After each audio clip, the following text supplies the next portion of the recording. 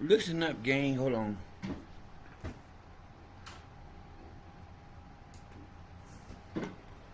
Well, me being that chosen one thing, I guess, me being boss.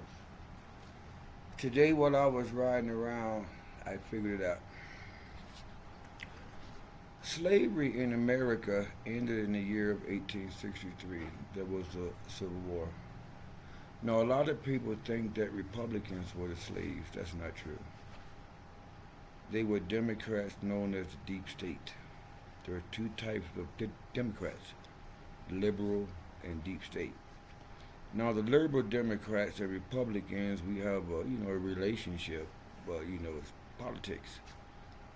But on the Democratic side, there's a deeper part of the Democratic Party known as the narcissists. They're the deep state. Those were the slave owners. The Republicans, though they may have their quirks like Democrats, they were the ones that freed the slaves, not the Democrats. And since they freed the slaves in 1863, a law was passed called the Emancipation Proclamation of 1863. It freed all slaves from slavery. But the white devil, certain breed of white people known as the deep state, and everybody else that think like them, they still wanted slaves. So how did they fulfill their prerequisite obligation, I guess? Since they couldn't bring black people here from boats, they started bringing Hispanics from South America. Now bear in mind, South America and North America is one continent. Go down below Mexico through El Salvador, Guatemala, and Panama, it goes into South America. This is all Hispanic country.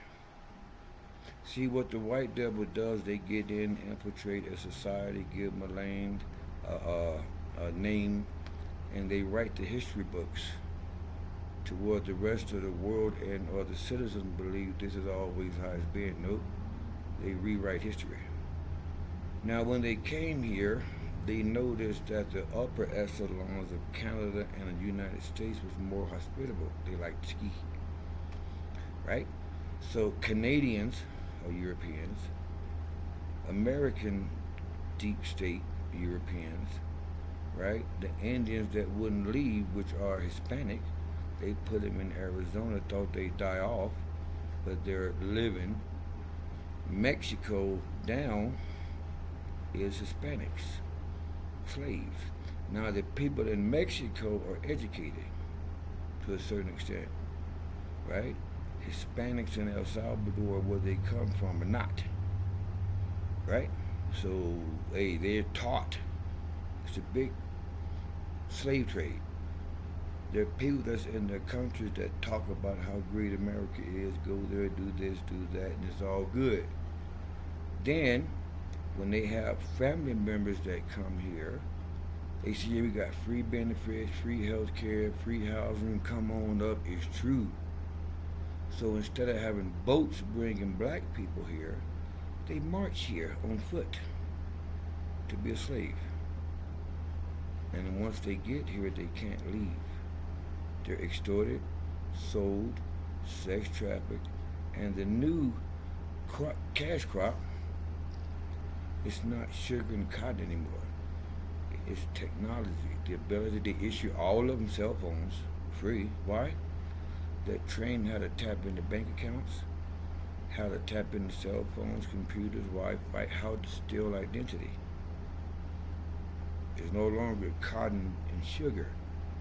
It's Wi-Fi and theft and identity. That's their new modus operandi. It's just 21st century slavery. But cotton and sugar is no longer the cash cow. It's identity theft, right? And once they march up from Honduras all through Mexico to here, right, they can't leave. So they think. Passport. Go to any of your local post offices. Say, I want to get a passport. Fill out the form. Pay a fee. And it's mailed to your house. One passport per family member. They don't know that. That's why they gotta stay here and take the abuse because they don't know there's a way out. United States Department of Justice accepts all complaints, but if you want to leave, just go to the post office. You will get the passport, and then you can leave. So they're not stuck here. They're just taught they're stuck here to be exploited. And when people drive around looking at them, it scares them. Got that cell phone out. What they do with the cell phone is let the slaves know we're going to call the popo on you, charge you with false crimes, force you into the hand of the public defender, the court system, probation officer. You will suffer. You see this phone? I'm going to call the bounty hunters, the police, and they'll give you false charges. See, the cops here don't read your rights to anybody. They don't know they have the right to remain silent. So if a cop stops them, they panic and give the cops information to bust them. They're not read their Miranda rights. They don't even think they got rights. Everything they do, hold dear, and believe in is all issued by the slave owners. They don't understand the Constitution, the civil rights. The police are supposed to protect and serve, uphold the Constitution, and they have been taught that qualified immunity does not protect dirty cops that break laws on purpose. I show them all the time videos of dirty cops in courtrooms, breaking laws they're supposed to uphold, crying in court, going to prison.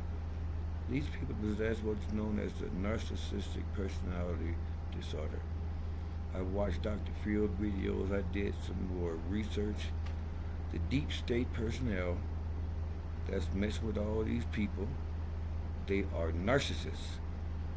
So if you want to learn what a narcissist is, some of y'all might have them in your life. You think these people crazy? Type in the YouTube search engine. What is a narcissist? Then I watched Dr. Phil, but there's other people that, psychiatrists. Another topic, how do you deal with a narcissist? I know what to do instinctively. But a lot of people are drawn into their bullshit, get themselves in trouble, and they just dig themselves a deeper hole. And once you have a criminal record or you're on probation, they have their operatives wearing civilian clothes, fuck with you all the time, trying to get you to do something or say something where they can claim to be victims to get you arrested. And when they want to set somebody up, the tools, the police is always around, just happen to be in the neighborhood to make the arrests. They try to run me off the road all the time. When I get ready to come to a crosswalk, they'll get in the middle of it with their cars, try to make me do or say something to them that they can say they're threatened. No, they're aiding and abetting. Narcissists, they're trying to be victims.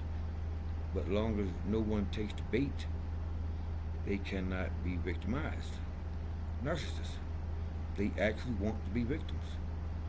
So just ignore them, like bad kids that want attention. If you don't give them any attention, they ain't got no power over you. Just ignore them. You can fuck with them all the time. I do all the time when I'm fucking with them. But they want you to acknowledge their presence. It makes you feel good. Good attention or bad attention. As long as you let them know that you saw them, it kind of boosts their ego. So just ignore them. You ain't got to answer nobody unless you work, but they want attention. Just ignore them. That's all.